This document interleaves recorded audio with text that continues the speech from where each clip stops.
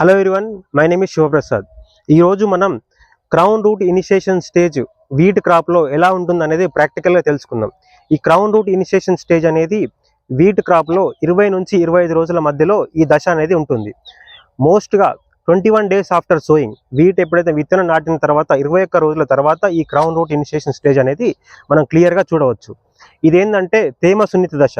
ఈ దశలో ఈ యొక్క మొక్కకి నీరు అనేది అత్యవసరం. ఈ దశలో న్యూట్రియంట్స్ కూడా అలాగే నీరు కూడా ఈ దశలోనే రైతులు ఎక్కువగా ఇస్తుంటారు. అయితే ఇది ఎలా ఉంటుంది అనేది ఈరోజు ప్రాక్టికల్గా మనం చూద్దాం. అయితే ఇక్కడ మనం విత్తనం చూడొచ్చు. కిందికి వచ్చేసి రాడికల్ రూట్స్, అంటే దీన్నే సెమినల్ రూట్స్ అంటారు. ఇవి టెంపరీ. ఇదేంటంటే వీటి యొక్క ఈల్డ్ని ఎక్కువగా ఎఫెక్ట్ చేయదు. ఇప్పుడు మనం చూసుకోవచ్చు మేజర్ పోర్షన్ రూట్స్ ఎఫెక్ట్ చేసేది ఏంటంటే క్రౌన్ రూట్స్. సో ఈ జోన్ అయితే ఏదైతే ఉందో, ఈ సీడ్ నుంచి పైన బేసల్ నోడ్, ఈ జోన్ ఏదైతే ఉందో దీన్ని ట్రాన్సిషన్ జోన్ అని అంటాం. ఈ ట్రాన్సిషన్ జోన్ అంటే క్రౌన్ జోన్.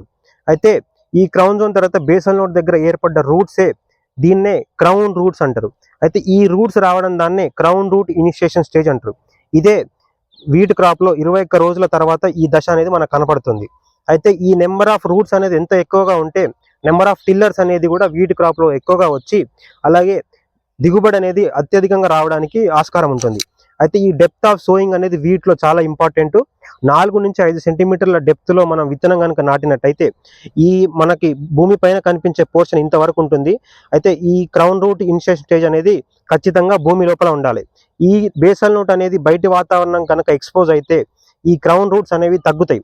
ఈ క్రౌన్ రూట్స్ తగ్గినప్పుడు ఏమవుతుందంటే మనకి దిగుబడి అనేది తగ్గడానికి అవకాశం ఉంటుంది.